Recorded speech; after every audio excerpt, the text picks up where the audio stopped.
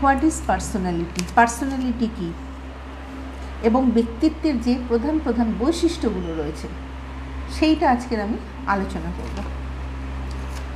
প্রথমেই আমাদের জানা দরকার পার্সোনালিটি কী।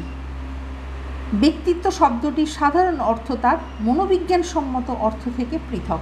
সুতরাং আমরা বুঝতে পারছি যে আমরা সাধারণ অর্থে আমরা ব্যক্তিত্ব যেভাবে ধরি, মনোবিজ্ঞানে কিন্তু সেইভাবে ব্যক্তিত্ব কথাটাকে কখনো ধরা হয় না। সাধারণত ব্যক্তিত্ব বলতে আমরা কোনো ব্যক্তির মধ্যে এমন একটা স্বতন্ত্র ও অসাধারণ বৈশিষ্ট্য বা গুণের কথা চিন্তা করি যা অপর ব্যক্তির মধ্যে নেই, এবং সেই বৈশিষ্ট্য বা গুণটা বর্তমান থাকার জন্য সে অন্যান্য ব্যক্তি থেকে পৃথক। এই স্বাতন্ত্র্য যেটাকে বলা হচ্ছে ইন্ডিভিজুয়ালিটি, অর্থাৎ যেটাকে আমরা স্বাতন্ত্র্য বলছি বাংলাতে, প্রত্যেকের থেকে প্রত্যেকে কিন্তু আলাদা।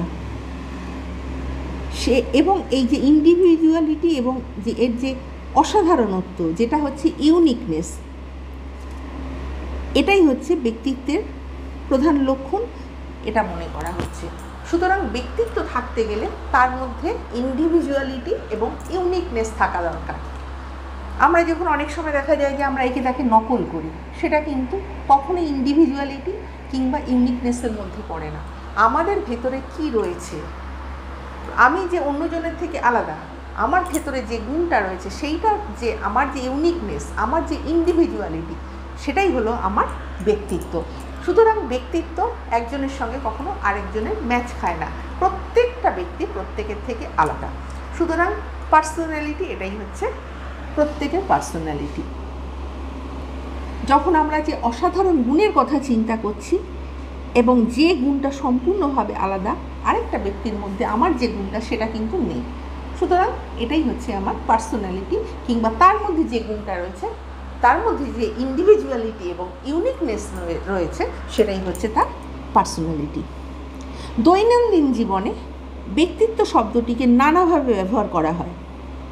যে ব্যক্তি তার কথাবার্তায়, চালচলনে বা আচার ব্যবহারে অপরের মনের উপর একটা ছাপ রেখে যায়, সেই ব্যক্তির ব্যক্তিত্ব আছে বলে আমরা ধরে নিই। অনেক সময় দেখা যায় আমরা কোথাও গেলে কিংবা স্কুলে কলেজে আমরা হয়তো দেখছি যে এমন কিছু কিছু স্টুডেন্ট থাকে কিংবা এমন কিছু কিছু শিক্ষক শিক্ষিকারা থাকেন যেখানে দেখা যায় যে তারা কিন্তু সম্পূর্ণভাবে আলাদা। তারা কিন্তু কাউকে কেউ নকল করে না। তাদের মধ্যে এমন কিছু একটা ফ্রিকোয়েন্টলি ভাব থাকে, এমন কিছু একটা ইউনিকনেস ভাব থাকে, যেটা কিন্তু সকলের একটা দৃষ্টি কাড়ে এবং সকলের মধ্যে একটা আকর্ষণ তৈরি করে। সেটাই হচ্ছে তার ব্যক্তিত্ব।